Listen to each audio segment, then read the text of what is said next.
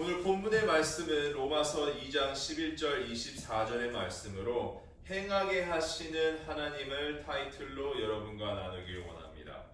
하나님께서 우리에게 행하게 하시는 하나님의 타이틀로 오늘 본문의 말씀 로마서 2장 12절서부터 24절을 여러분과 나누길 원합니다. 로마서 2장 12절서부터 24절의 말씀은 참으로 우리에게 많은 것을 얘기해주고 있습니다. 먼저 유대인들이 마지막 부분에 나오고 이방인들이 그 전에 나오고 또한 12절서부터 13절에서는 로마서에 있기에 로마서 안에 있는 것이 참 희한하도록 야고보서에서 볼 수 있는 율법을 행하는 것에 강조를 두고 있는 것을 볼 수 있습니다. 하나님을 향한 우리의 마음은 여러분, 우리의 내면과 우리의 외면 속에 있습니다. 우리는 하나님의 형상대로 만들어졌음을 창세기서부터 알 수 있습니다. 그죠? 하나님께서 만드신 모든 피조물들은 하나님의 만드신 손길이 들어가 있기 때문에 하나님을 어떻게든 나타내게 됩니다. 오늘 본문의 말씀으로서는 율법을 받지 않은 이방인들이 어떻게 율법이 명하는 행동을 할 수 있느냐라는 것에 이유를 댔을 때 그것은 바로 본성으로 하고 양심으로 하고 생각으로 하여서 마음판에 새겨진 법이 바로 율법이다라고 14절과 15절에 얘기하고 있습니다. 즉 율법을 받지 아니한 이스라엘 백성 외에 율법을 받지 아니한 이방인들에게도 양심과 생각과 또한 그들의 본능 가운데에 하나님의 법을 따르려고 하는 마음이 있었다라는 것입니다. 그러면 외적으로 봤을 때는 하나님께서 만드신 모든 피조물들이 하나님의 영원하신 능력과 신성을 나타내는 것을 우리는 로마서 1장을 보고 알고 있습니다. 기억하시죠? 이 모든 만물들을 하나님께서 만드셨기 때문에 하나님을 몰라라 할 수 없고 하나님을 몰라라 하는 자는 피할 수 없는 심판을 받게 된다는 것을 1장에서 쭉 보았습니다. 그럼 간단하게 요약해보면 세상에 만들어진 지구와 자연과 산과 바다를 봤을 때도 하나님이 보이고 또한 율법을 제대로 받지 못한 이방인들 가운데 하나님의 형상대로 만들어진 인간이기에 그의 생각과 양심과 마음속에는 하나님께서 만드신 법을 율법을 행하고자 하는 마음이 있다라는 것입니다. 그렇기 때문에 우리는 하나님을 향한 우리는 외면적으로 그리고 내면적으로 어쩔 수 없이 하나님께 향해야 된다라는 것입니다. 이방인들에게 모세의 율법이 주어지지 않았어도 그들의 행동은 모세의 율법에 명하는 행동과 비슷했습니다. 이것은 여러분들 방금 제가 얘기해 드렸듯이 하나님이 인간을 그의 형상대로 지으셨기 때문입니다. 하나님이 형상대로 지음받은 모든 피조물들은 본능과 생각과 양심으로 하나님께 향해 있습니다. 자, 여러분, 저와 여러분은 무엇을 나타내고 있습니까?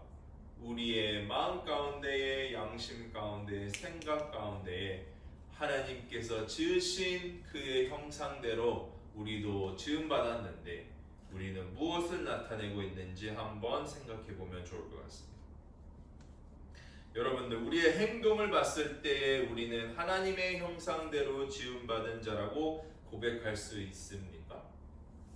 이방인들은 그것을 몰랐어도 율법으로 인한 율법을 받지 않았어도 자기 자신이 율법으로 되어서 율법에 합당한 행함을 했고 이 유대인들은 나중에 나오지만 율법의 교훈을 받아서 하나님의 뜻대로 살아가려고 했고 그러나 저와 여러분들은 그 가운데 예수 그리스도라는 율법에 완성된 하나님의 아들을 믿는 자로서 우리의 삶 속에서 우리의 행동은 무엇을 나타내고 있는지 점검해봐야 되겠습니다.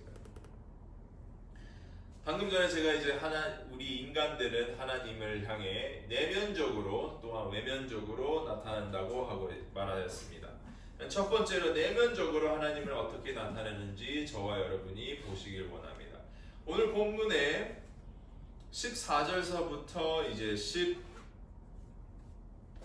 16절까지의 말씀은 이방인들에 대해서 어떻게 율법을 받지 아니하는 자들 또한 율법의 행위를 함으로써 하나님 앞에 심판을 면치 못하라는 것을 이야기를 하고 있는 것입니다.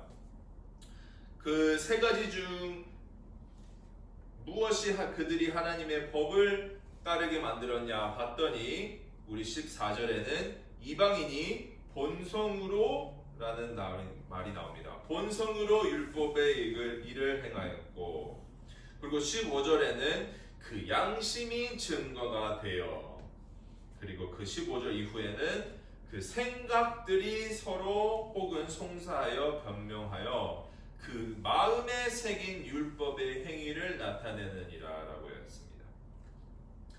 그 모세 율법의 모세오경이 이제 벽돌에 이렇게 돌에 쓰여진다고 얘기를 하지 않았습니까? 그것뿐만 아니라 벽돌로 쓰여진 율법을 모세가 이스라엘 민족에게 준 것뿐만 아니라 이방인들은 그 하나님의 법이 마음에 새겨졌다라고 바울은 얘기를 합니다. 살인과 도둑질, 거짓말과 시기질투와 사기 등등 하나님께서 율법으로 가르쳐주지 않으셨어도 무엇이 선인지 악인지 본능적으로 구분할 수 있는 지식과 지혜가 우리에게는 있습니다. 그죠? 하나님을 몰라라 하는 자도 살인이 나쁘다는 것을 알고, 하나님을 믿지 아니하는 무신론자들도 어린아이를 죽이는 것은, 누군가를 살해하는 것은 나쁘다라는 것을 알 수 있습니다. 그렇지 않습니까? 저와 여러분이 예수 그리스도를 믿기 전에, 하나님 앞에 나오기 전에도 우리 삶 속에서 살아가는데 선과 악이 무엇인지는 뚜렷이 알고 있었을 것입니다.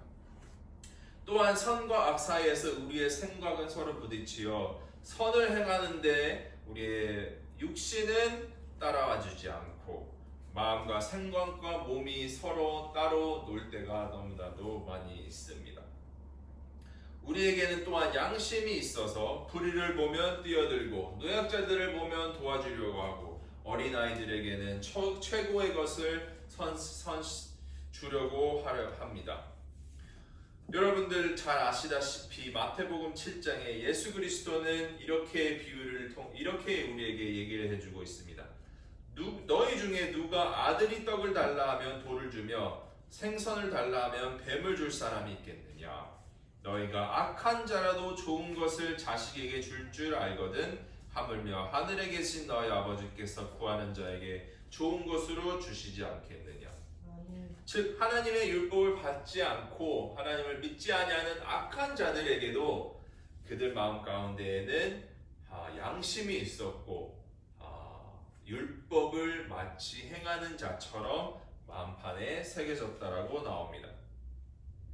이것이 가능한 것은 창조주 하나님께서 우리를 그의 형상대로 만드셨고 모세의 율법을 주신 그 율법의 근원이 되시기 때문입니다. 모세에게 주신 하나님의 법이 우리를 만드신 하나님이시기 때문에 이것이 두 개가 당연히 같이 가야 된다는 것입니다.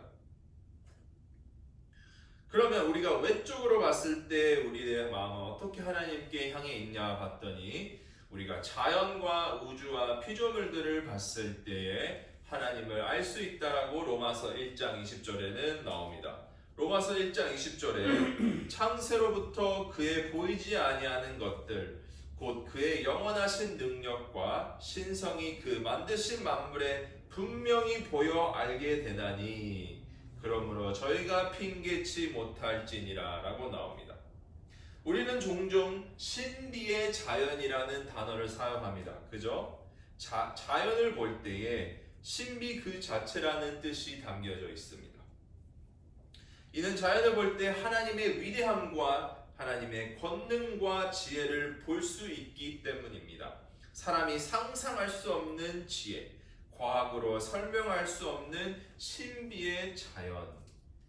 여러분, 자연이 그렇게 신비스럽고 우리가 알 수 없을 만큼 너무나도 아름다운 것이면 그것을 만드신 하나님은 얼마나 위대하실까요? 하나님께서 만드신 모든 피조물들은 창조주 하나님을 나타내는 모형과도 같다라고 얘기할 수 있습니다. 그러므로 우리가 외적으로는 창조주 하나님의 위대함을 보고 내적으로는 거룩한 하나님의 풍성을 우리 마음판에 새겨짐을 봤을 때 우리는 어디를 가나 하나님께 향하지 않을 수 없다라는 것입니다. 이것이 우리에게는 희망의 메시지가 될 수 있는 것입니다, 여러분. 우리가 혼자라고 여겨지고 하나님과 동떨어졌다고 여겨질지라도 세상을 바라보고 자연을 볼 때에 하나님이 거기에도 계시고 우리의 마음을 속을 들어봤을 때 양심과 생각과 우리의 마음 속에도 하나님이 율법으로 새겨진 그 형상으로 계신다라는 것입니다. 하나님께서 만드신 모든 피조물들, 인간과 인간 외에 만들어진 모든 것들이 하나님의 손에 만들어졌기 때문에 우리는 하나님을 향해 나아갈 수밖에 없다라는 것입니다.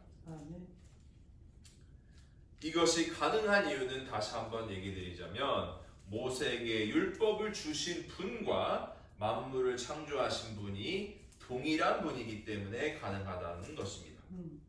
이방인들에게 율법이 주어지지 않았지만 그들의 행동이 율법에 어긋나지 않았던 이유는 율법과 모든 만물을 만드시고 모든 것들의 근원이신 하나님이시기 때문에 가능하다고 볼 수 있습니다. 아멘. 여러분들을 위하여 모든 만물을 지으시고 우리를 위하여 모든 것을 지으신 다음에 아담과 하와를 만드셔서 번성하고 다스리라고 명한 것은 그것이 그들에게는 축복이라고 창세기는 나오고 있습니다. 그러나 여러분, 바깥을 보고도 하나님을 향하고 내면을 보고도 하나님을 향하는 우리의 삶 가운데에 바울은 16절에 복음이 필요하다라는 것을 나타내고 있습니다. 바울은 본문 16절에 복음을 언급합니다. 그리고 예수 그리스도로 말미암아 사람들의 은밀한 것을 심판하시는 날이 반드시 온다고 말합니다. 죄인들과 성도를 규별하는 최후의 심판을 얘기하고 있는 것입니다. 그리고 그 심판대 앞에 선 모든 사람들은 그의 행동대로 보응하신다고 2장 6절에 우리에게 얘기해 주시고 있습니다. 하나님을 아는 지식, 간접적으로 하나님을 아는 지식, 자연을 통해서 우리의 내면을 통해서 간접적으로 하나님을 아는 지식은 예수 그리스도 없이 심판대에 섰을 때 아무 소용이 없다라는 것입니다. 심판하시는 그날엔 예수 그리스도 외엔 하나님께 향할 수 있는 사람이 한 명도 없습니다. 여러분들, 이방인들이 율법 없는 이방인들이 본성으로 율법의 일을 행하고 또한 자기가 자기의 율법이 되어서 선행을 한다고 했을지라도 또한 악인이 그 아들에게 떡을 달라 했을 때 떡을 주고 뱀을 주지 않을 수 있던 그 양심이 있을지라도 우리는 죄인이기 때문에 모든 행위는 가장될 수 있다는 것입니다. 선행이라는 말로 얘기를 하지만 그 가운데에는 거짓이 들어가 있습니다. 사람의 속 가운데 사람을 어떻게 속여야 되는지 그런 악한 마음이 있어요. 사람들에게는 아름답고 거룩하고 존경스럽게 보일 수 있습니다. 그러나 여러분, 하나님 앞에서는 거짓이 다 드러나게 됩니다. 하나님 앞에서는 감출 수 있는 것이 하나도 없다라고 16절에 나옵니다. 여러분, 죄인은 행함으로 의롭다함을 얻을 수 없습니다. 예수 그리스도의 순종과 행위와 그것을 믿는 믿음만이 하나님께로부터 칭찬을 받을 수 있는 유일한 길입니다. 여러분, 제가 이렇게 얘기하는 게 좀 어려울 수 있습니다. 그러나 잘 들으시기 바랍니다. 제가 한 가지를 얘기하고 그 이후에 설명을 드렸는데 그 설명마저도 잘 들으셔서 왜 그것이 그렇게 되는지 잘 이해하시면 좋을 것 같습니다. 하나님의 형상대로 지음받은 완벽했던 아담과 하와도 죄를 지었지 않습니까, 여러분? 죄가 들어가기도 전에 완벽했던 아담과 하와에게도 죄가 들어갔고, 하늘을 보고 산과 바다를 보며 하나님의 위대함을 찬양했던 다윗도 죄를 범했습니다. 하나님에게 의롭다함을 받기 위해서는, 다시 말해 하나님을 간접적으로 아는 지식으로 부족하다는 것입니다. 예수 그리스도를 아는 지식이 없으면은 부족하다는 것입니다, 여러분. 하나님의 형상대로 지으심을 받고 하나님의 율법을 받아 행하여도 우리는 죄인일 때가 있습니다.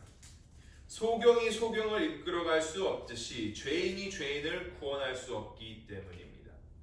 죄인이 아무리 열심을 할지라도 죄를 씻지 아니하는 죄인은 그의 행함이 얼마나 성행이건 간에 상관없이 죄에 이르기 때문입니다.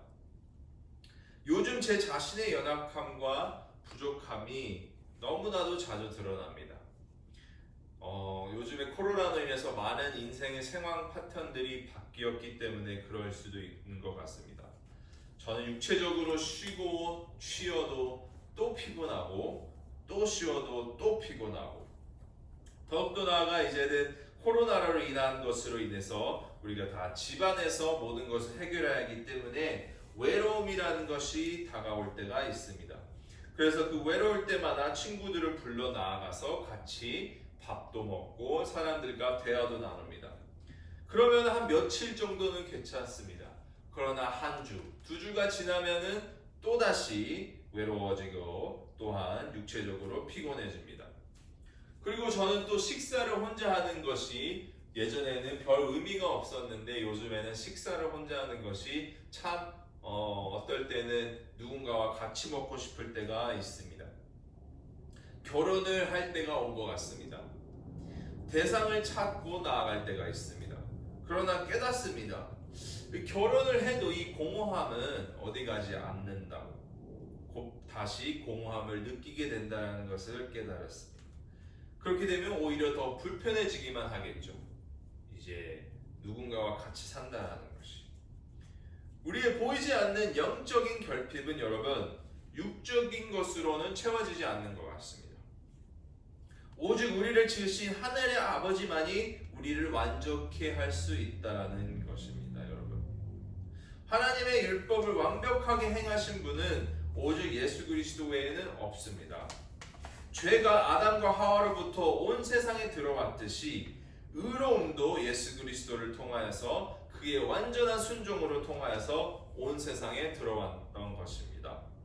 죄로부터 하나님 앞에 의롭다함을 얻을 수 있는 유일한 길은, 우리가 영적으로 곤핍하여서 육적으로 피곤하여도 온전해질 수 있는 유일한 길은 예수 그리스도를 믿는 것 외에 예수 그리스도의 순종을 믿어 보혈의 피로 덮음을 받는 것 외에는 없다라는 것입니다.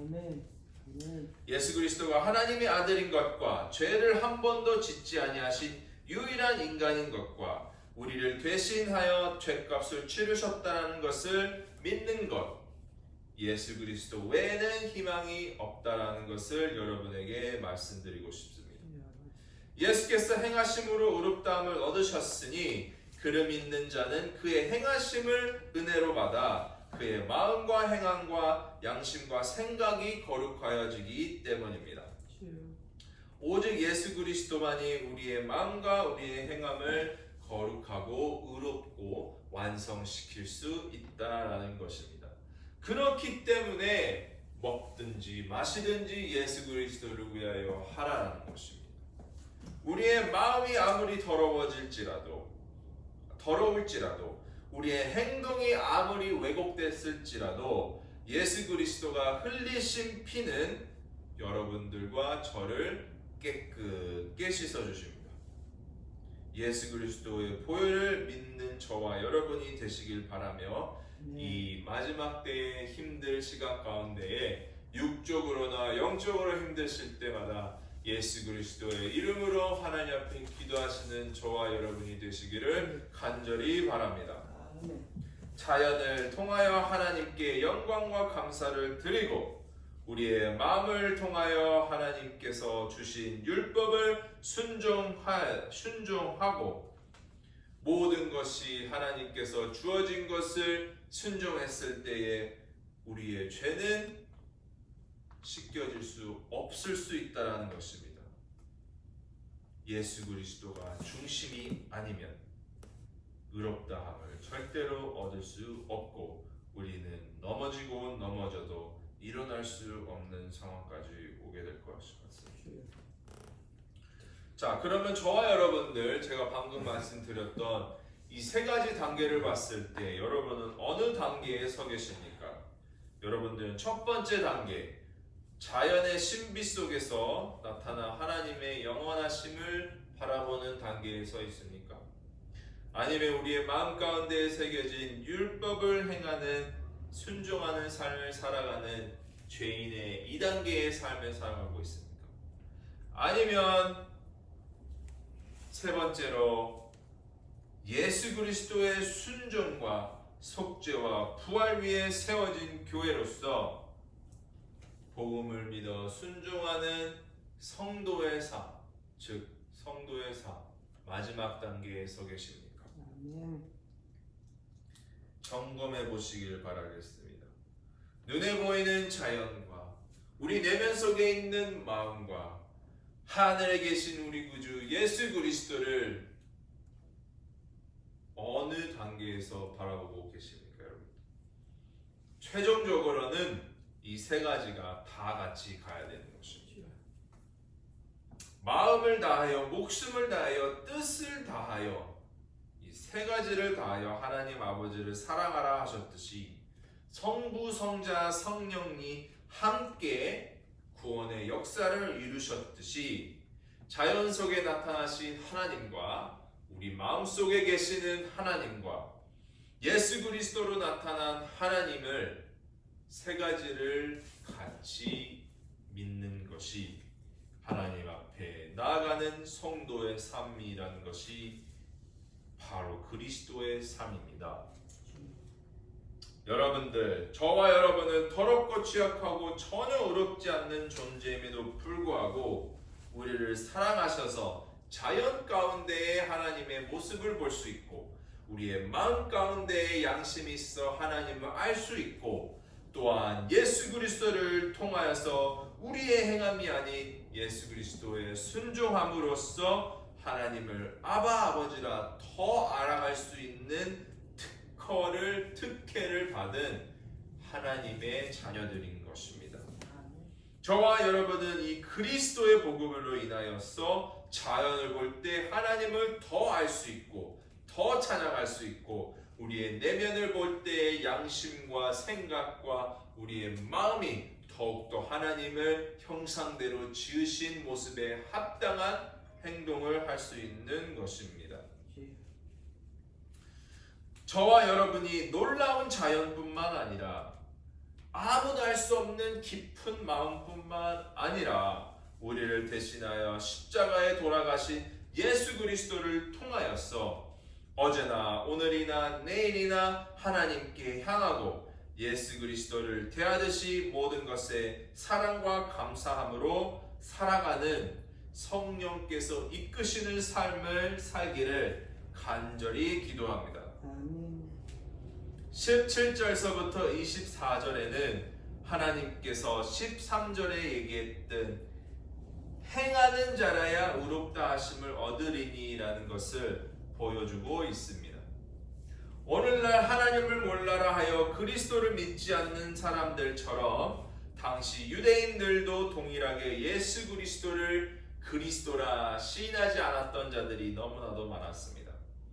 오히려 유태인들은 마치 본인들이 특별한 것처럼 모세의 오경 율법을 내세워 남을 가르치려고 하고 판단하여 무시까지 하였습니다. 그들은 율법에 능통하였던 자들입니다. 또한 그 지식을 가지고 설교하여 남을 가르치는 리더자들이었습니다. 그러나 지식으로 아무리 능통하여도 여러분, 아무리 높은 직위를 가져도 본인들이 가르치는 율법을 그대로 저지른 죄인이었습니다. 하지 말라라 하였던 것을 자기네들이 하는 것입니다. 예를 들어 21절에 다른 사람을 가르치는 내가 내 자신을 가르치지 아니하느냐, 도둑질 말라라고 설교하는 반포하는 내가 도둑질을 하느냐, 간음하지 말라라는 내가 어떻게 간음을 하고 우상을 가증히 여기는 내가 신사의 물건, 즉 하나님의 거룩한 성전의 물건을 도둑질하느냐. 그러므로 율법을 자랑하는 내가 율법을 겸하여 하나님을 욕되게 한다라고 지적하고 있습니다. 이들은 눈에 보이기에 좋은 것들을 쫓는 자들이었고요. 먹기도 좋고 보기에도 좋은 선악과를 따먹었던 아담과 하와의 후손임을 확증하고 있는 것입니다. 여러분들, 그들은 율법을 알고 가르쳤지만 그 율법을 범하는 자였습니다. 이것은 더 이상 설명이 필요 없을 정도로 이 세상에서 현재에서도 용납될 수 없는 것입니다. 거짓말쟁이라는 것이. 여러분, 요즘 트럼프와 바이든이 대통령이 되려고 TV에 많이 나오지 않습니까? 그리고 말다툼을 하고, 그리고 그 버는 것, 거기 말다툼하는 가운 중에 자기네들이 선언을 합니다. 내가 대통령이 되면 이것도 하고 저것도 하기라. 이렇게 약속을 합니다. 모든 대통령 후보들이 하듯이 약속을 하고 대통령이 됐을 때 그 약속을 지키려고 하지만 많은 대통령들 가운데 본인이 서원했던 국민들과의 약속을 모두 다 지켰던 대통령은 없는 것 같습니다. 만약에 있을지라도 극히 소수일 것 같습니다. 교회에 계신 목사님과 장로님들도 예외는 아닌 것 같습니다. 본문 21절에 도둑질 말라 설교하였는데 내가 도둑질하느냐? 교회의 물건과 물질을 개인용으로 사용하여서 율법을 통해 하나님을 욕되게 하는 목사님들이 너무나도 많고 장로님들이 너무나도 많은 것을 저와 여러분이 잘 알고 있습니다. 교회의 물건과 물질뿐만 아니라 하나님께서 우리에게 땀 흘려 얻게 하시는 일생생활의 물질과 축복도 예외는 아닌 것 같습니다. 하나님께 드려야 될 마땅한 것들을 드리지 아니하고 어떻게 교회에 나와서 목사님과 장로님과 집사님이 되는 직분을 얻을 수 있습니까? 모든 만물을 창조하신 하나님 앞에 모든 물질은 하나님의 속한 것이기 때문에 우리는 그것을 정직하게 다스리는 청지기일 뿐인 것입니다. 22절에는 간음하지 말라라고 가르치지만 본인이 간음을 합니다. 특히 큰 교회 목사님들은 돈, 명예, 여자의 덫에 넘어갈 때가 너무나도 많이 있습니다. 특히 뉴욕의 대형교회 목사님들 중에 대다수가 그렇게 힘든 시간을 보내고 계십니다. 세상의 모든 리더자들뿐만 아니라 모든 사람에게 해당이 되는 것인 것 같습니다. 입으로는 좋은 말과 올바른 말을 하지만은 그의 행동은 정반대로 행하고 있다는 것입니다. 하나님의 법을 입술로 시인하여 다른 이에게 교만하게 가르치고 또 어깨가 높아져서 어깨가 높아진 교만한 유대인들은 그 율법에 넘어지고 하나님을 욕되게 하였듯이 지금 이 세상에 있는 교회에 다니는 기독교인들도 별로 다를 바 없는 것 같다 마음이 아픕니다. 매일 주일 예배를 드리려 나옵니다. 말씀을 듣습니다. 그러나 우리의 일상생활을 봤을 때 세상은 그들과 다름없다라고 말할 수 있을 것 같습니다. 우리가 매일 기도합니다. 말씀을 묵상합니다. 그러나 우리의 일상생활은 세상이 볼 때에 그들보다 더 악할 때가 있습니다. 우리는 말씀을 선포합니다. 설교를 합니다. 또한 신학교에 나아가서 하나님의 뜻대로 살아가져야 합니다. 복음을 전하고 죄를 나타낼 때가 너무나도 많이 있습니다. 그러나 그 말씀을 전하는 자가 말씀을 지키지 않고 설교하는 자가 말씀대로 살지 않을 때가 너무나도 많습니다. 이런 행동으로 인하여서 사람들은 하나님을 세상 가운데 욕되게 하는 자들이라고 얘기를 하는 것이죠.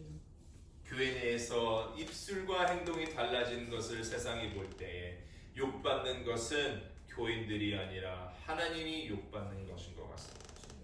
이러한 사실은 다른 신약 성경과 구약 성경에도 많은 곳에서 나옵니다. 예수님께서 바리새인과 세리의 기도를 통해서 이렇게 말씀하셨습니다. 바리새인은 서서 따로 기도하여 가로되 하나님이여 나는 다른 사람들 곧 토색, 불의, 간음을 하는 자들과 같지 아니하고 이 세리와도 같지 아니함을 감사하니이다.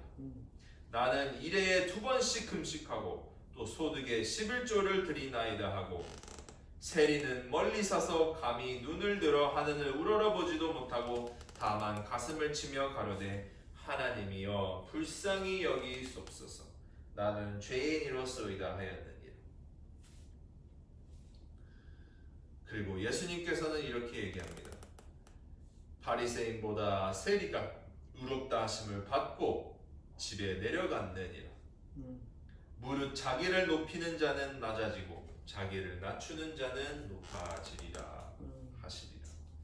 여러분들, 바리새인들은 사람의 눈에 띄우기에 쉬운 곳에서 기도를 열심히 하여 외적인 것에 치우쳤습니다. 그들은 외칩니다. 나는 다른 사람들과 달라. 나는 깨끗하고 토색도 없고 불의도 없고 간음도 하지 않고 매주 금식을 2번이나 하고 11조도 꼬박꼬박 드린다고 큰 소리를 외치면서 기도하고 자랑합니다. 그러나 그 옆에 아무것도 내세울 것 없는 세리는 그의 가슴을 치며 통곡하며 이렇게 고백합니다. 하나님 불쌍히 여기옵소서 나는 죄인이로소이다. 예수님은 이렇게 얘기하십니다. 세리가 바리새인보다 의롭다 하심을 받은 자라. 하나님 앞에 겸손하게 이른 세리의 고백이 율법을 지킨 교만한 바리새인보다 의로웠던 것입니다. 눈에 보이는 것이 다가 아닙니다, 여러분. 하나님은 우리의 마음의 중심을 보고 계십니다. 교만한 마음은 교만한 행동으로 나타나고 겸손한 마음은 겸손한 행동으로 나타나기 때문입니다. 우리의 마음과 우리의 행동은 끊을 수 없습니다. 그리고 또 더욱더 놀라운 사실은 여러분, 하나님께서는 이 교만한 유대인들이 하나님의 이름을 욕되게 한다는 것을 이사야 선지자를 통해 예언하셨습니다. 하나님의 이름이 너희로 인하여 이방인 중에서 모독을 받는도다라고 이사야서 53장에 나옵니다. 행함의 중심은 여러분 마음에 있습니다. 아무리 지식이 가득 차 있어도 마음이 더러우면 그 지식은 더럽게 사용되어 행함도 더러워지는 것입니다.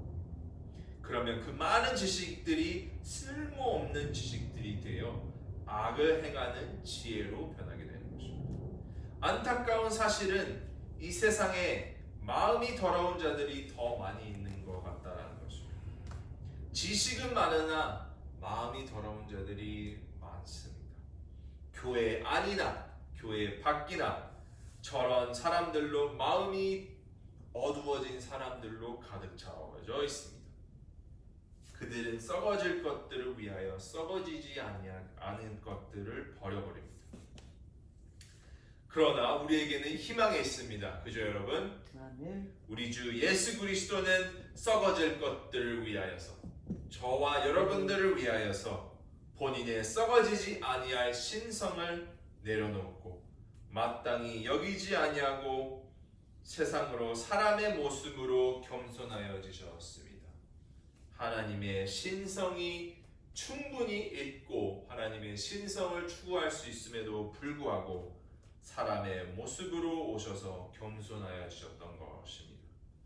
그리고 그의 완벽한 순종으로 인하여서 모든 율법이 완성되었고 그 그의 이름을 믿는 자들은 그의 순종을 온전히 물려받아 하나님 앞에 더러웠던 마음이 깨끗게 씻어져 그의 행함이 하늘나라에 가기 전까지 온전하여질 수 있게 됐던 것입니다. 살 수 있는 길이 생긴 것입니다. 사랑하는 성도 여러분, 우리에게는 지식이 많이 있습니다. 그죠? 그것들을 사용하여 세상에 적용시키는 일을 지혜라고 우리는 부릅니다.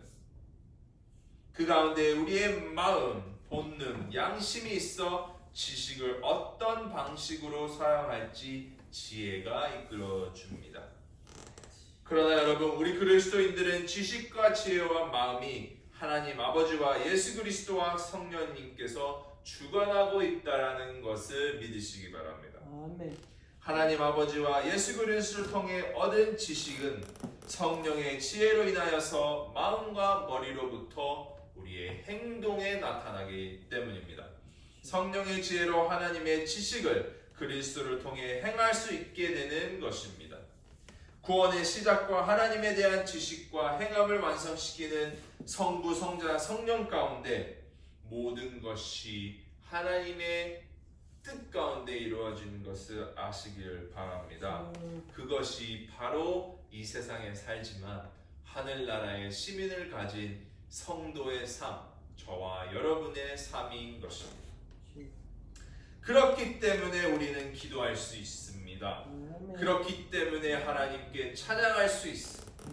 그렇기 때문에 고통 가운데서도 기쁨을 외칠 수 있고 하나님을 향하여 감사와 영광의 찬송이 넘쳐 흐를 수 있다라는 것입니다. 예수 그리스도의 순종으로 인하여서 십자가의 속죄물로 인하여서 하나님 아버지 앞에 우리는 의롭다함을 여김을 받을 수 있습니다. 여러분, 하나님께서 주시는 지식을 성령님을 통하여서 예수 그리스도를 닮아가는 저와 여러분이 되시길 바랍니다. 그렇기에 바울은 하박국 선지자를 통하여 이렇게 우리에게 얘기해 줍니다. 오직 의인은 믿음으로 말미암아 살리라 함과 같으니라. 성도 여러분, 저와 여러분은 주여 주여 입으로만 외치는 자가 되지 맙시다. 예수께서 온전히 이루신 순종을 통해서 성령 안에서 이웃에게 하나님의 법을 행하게 하시는 하나님만을 믿음으로 진정한 그리스도인이 되시기를 간절히 바랍니다. 아멘. 다 같이 기도하겠습니다.